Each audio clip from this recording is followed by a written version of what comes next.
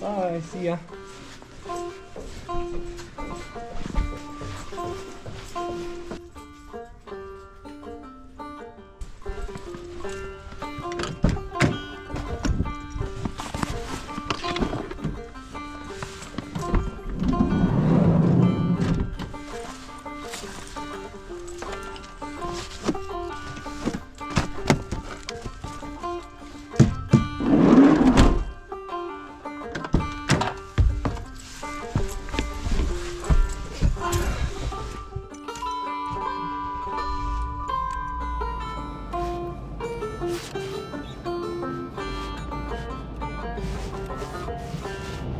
Ooh, she's slippery. She's slippery out here today.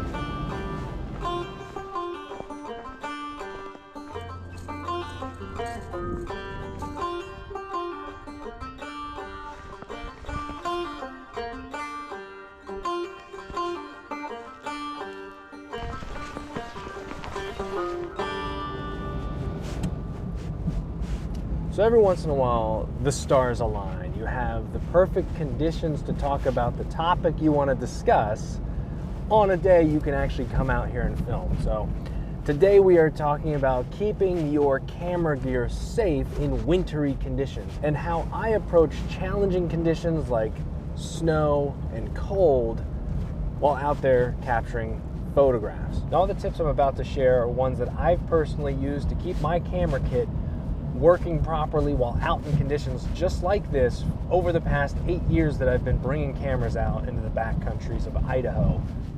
The first thing you have to understand when coming out into conditions just like this is cameras don't like moisture. Specifically, they don't like moisture in the inside of the camera.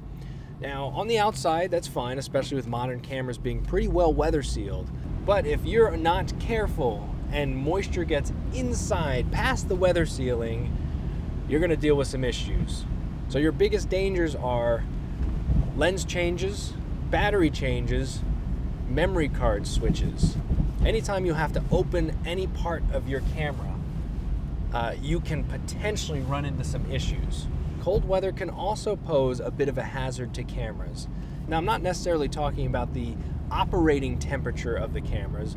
Most modern cameras, especially the professional ones, are pretty capable of operating in cold conditions. Manufacturers are making them so that professionals can go out into the Arctic, take pictures of polar bears, or any of the other animals that are out there. What I'm talking about is something that those of you who wear glasses are probably very aware of. Have you ever been wearing your glasses out in the cold, cold weather, and then you walk into a heated building and suddenly those glasses get all fogged up?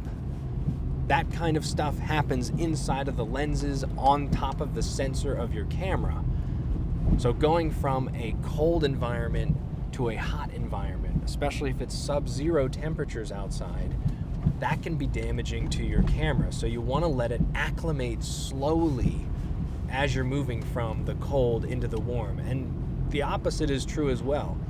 Even though it's pretty cold out here, I don't have my van blasting heat because I don't want it to get too warm in here. I'm starting to acclimate my cameras already to the temperatures that are outside, which are damp, sub-freezing, and perfect for this discussion.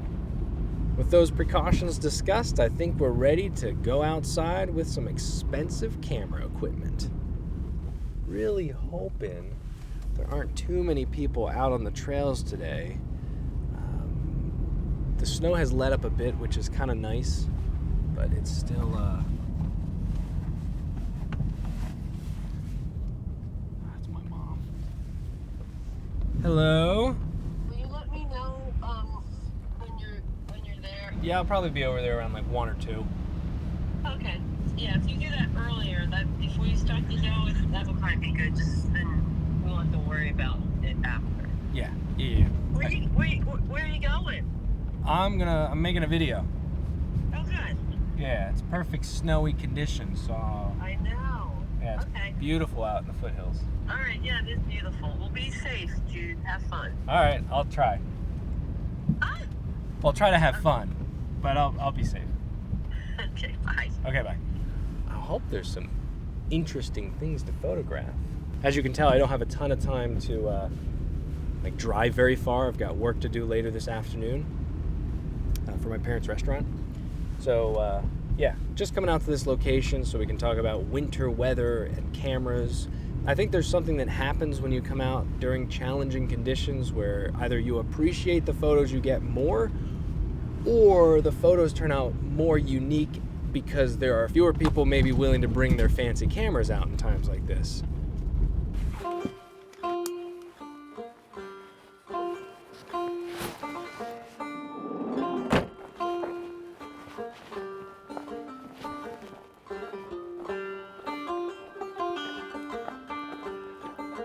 You recognize this tree behind me?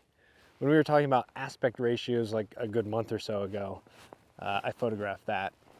Kind of a panoramic and then a smaller one. Blue bike is still here. I don't know whose that is, but every time I come by, that blue bike is here. Ridiculous. Someone just leaving their bike like that.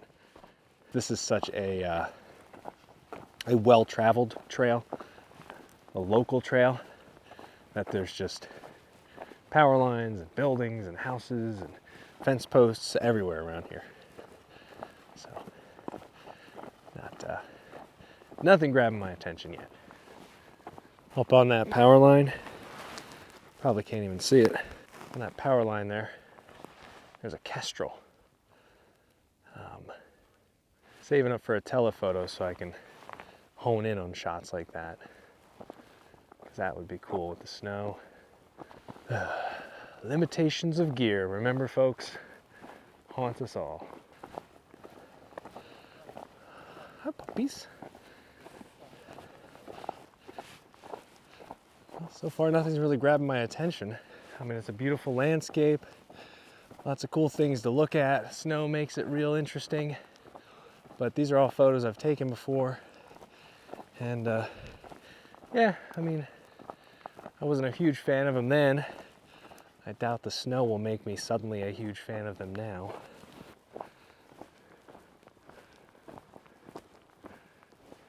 So this whole area behind this sign right here is private property with limited access to the trail. So I'm not allowed to step off trail once I get here. But I've never hiked past this sign, so we're gonna take a little look. We're gonna see what we can find. My thought is somewhere up here, it's got to bring me up to this hillside.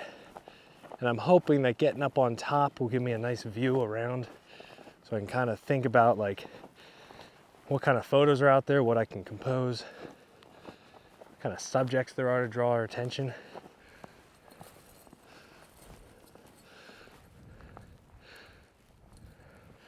Well, I've been hiking for quite a while now, almost up this hill. And just not feeling very inspired to take any pictures yet. It's unusual. Normally by now I'm at least taking one photo to, as I say, get the creative juices flowing. But so far nothing. I don't know if it's the snow discouraging me or just the landscape like we've talked about, the mundane, the normal, the everyday, what I see all the time. Not a clear subject to look at. I don't know what it is. I don't know if you can tell, but the wind has shifted and it's just pelting me on the right side of my face. Feels wonderful. Just wonderful. And I'm being sarcastic in case you couldn't detect that. Whoop! Slipping. Good thing I've got my crampons on my belt.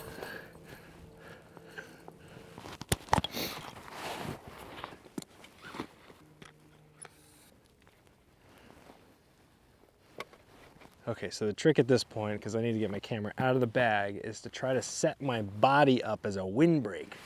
So because I know the wind is coming from behind me, I'm gonna grab my camera and do it as quickly as I can, trying to protect it from the snow.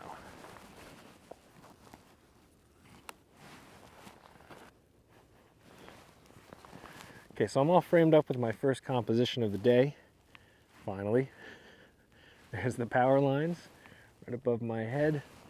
Off in the distance there, it's perfectly framing the backdrop. I might even switch lenses to the 85 if I get a chance. Right now I'm about 35 millimeters, and the background there is pretty well obscured, but the sun is starting to peek through the clouds, so I'm getting a little bit of texture. It's not my favorite, it's not my least favorite, but we're gonna take it and call it our first photo of the day. Waiting for the perfect shot. Oh, it's gonna be a while. This lady doesn't realize, but she is making this a better shot.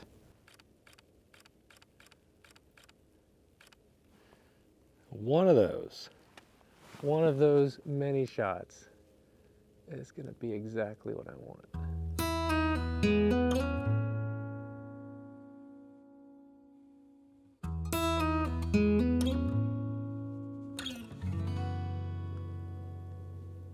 Oh yeah. Now we've got a subject to pull it all together. Thank you, ma'am. You made that photo.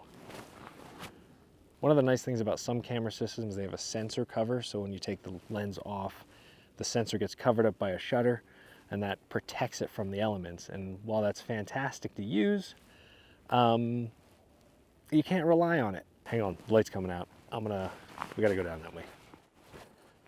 This right here, this direction, I get more layers. Even though I don't love the idea of shooting towards houses, I do think combined with the light, it's gonna make for a better photo. Just need to find a subject and not force it. Find one worth photographing and not one just to photograph.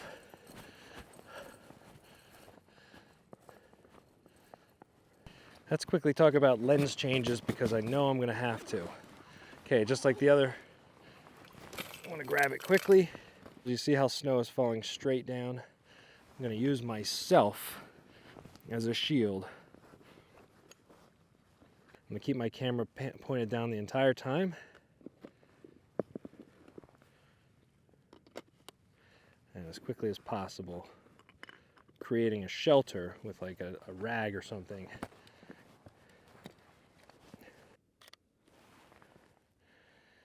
I should have brought the 50. Should have brought the 50.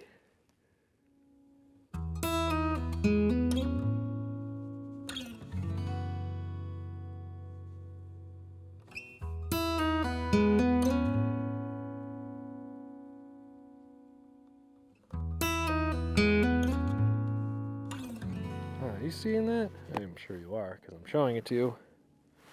Look at that. That's beautiful. Snow is lifting, the blue sky is coming out. Still got atmosphere over in that direction.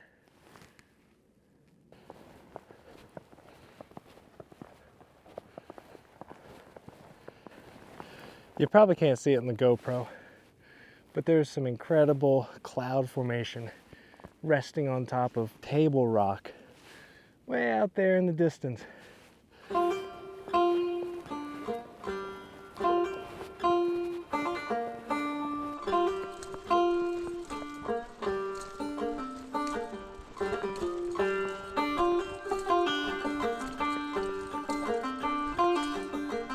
All right, we made it back to the car.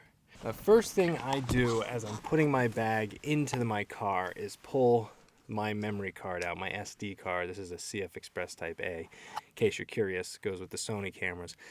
Pull that out first because now that my bag is zipped up, it's in the car, I'm not gonna open it up. Remember we were talking about condensation, we were talking about how glass, like the lenses could fog up once we go from a cool place to a hot place. This is our first step in acclimating that camera. So I'm gonna keep my camera now in the backpack, probably a good 4 or 5 hours, maybe even longer depending on how cold it is and just how careful I wanna be. So because it was in the freezings, I'm probably gonna keep it in there for at least 6 hours. So again, that's my approach. If it's been a snowy day, if I've taken my camera out in the snow to try to get some photos, if it's actively snowing, and even if it's very cold. The whole idea here is if I can keep my camera zipped up in my bag, it's going to slowly acclimate to the temperature that is in. The bag, being that it was outside with me, the inside of the bag is colder now than the outside, and it's going to retain some of that cold for longer. It's going to help the camera acclimate to the new temperature at a slower pace. If it's too rapid, that's where condensation builds up, and that's where condensation can get trapped between elements and even potentially grow some fungus if you're not careful. This doesn't happen as often with modern lenses, but especially with older lenses, especially ones from film cameras, you really have to be very careful when dealing with moisture, because something gets trapped in there and it is a pain to dry it out properly. Another trick is I always keep the little silica packets that things get shipped with, and I just throw them in my camera bag, and every 3 months or so I'll put them in the oven, bake them at a really low temperature so they dry out again, and toss them right back in the bag. And you can also buy big bags of them for like $5 on Amazon, so pretty handy to have those things, and just a very simple way to try to keep your camera gear safe. I'd love to know what you do for your camera gear if you take it out into situations like this. I tend to be a little bit more persnickety about my gear because I can't really afford to replace anything should something go wrong. But I also don't think that we should be afraid to take our cameras out into conditions like this. So we just want to be careful. We just want to do the smart thing and not change lenses in a snowstorm. I want to thank you so much for taking the time to join me on this little outing. Hopefully this video was helpful. If it was, I'd appreciate a like. A little thumbs up goes a long way to helping my channel grow. And if you want to join me for more adventures, hit the subscribe button, click the bell icon for notifications when the next video comes out. Until next time, take care, and I'll see you then.